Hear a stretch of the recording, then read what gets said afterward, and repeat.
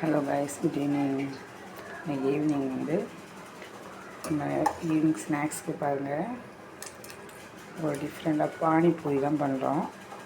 Panipuri stuff ஊரில் வைக்கிறதுக்கு பாருங்கள், பச்சை பட்டாணி எல்லாம் வச்சு ஒரு தடவை மட்டும் காமிச்சேன். இப்போ பாசிப்பயிறு வச்சு காமிக்கிறேன்.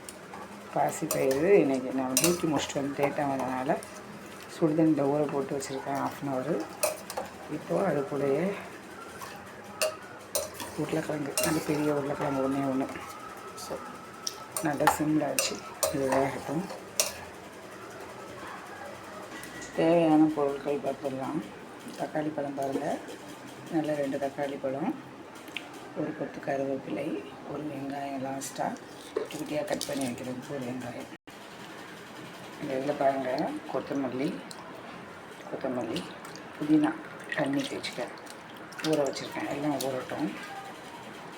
2 பச்சை மிளகாய் எடுத்துருக்கேன். ஒன்று பட்டாணி தாளிக்கிறதுக்கு, அந்த பச்சை பயிர் தாளிக்கிறதுக்கு. இது புதினா தண்ணி ஊற வைக்கிறதுக்கு.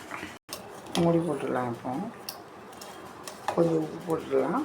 போட்டோம்னா உப்பு போட்டுடலாம், கொஞ்சமாக போட்டுக்கலாம். நல்லா ஒரு மிக்ஸ் பண்ணிவிட்டு இப்போ இதுக்கு தேவையான மசாலாக்களும் போட்டுடலாம். ஏன்னா நம்மளுக்கு அந்த டைம்லேயே பச்சை வாசனை எல்லாம் போயிடும். ஸோ மசாலா போட்டுடுறேன். கொஞ்சம்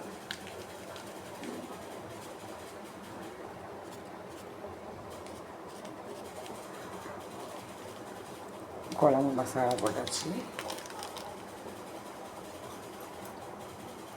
ஒரே ஒரு பிஞ்ச் மஞ்சத்தூள் போடலாம்.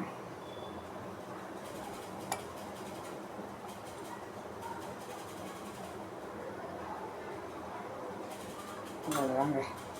இதை நல்லா மூடி போட்டு சிம்மில் வச்சு விட்டுருலாம். நல்லா கொதிக்கட்டும்.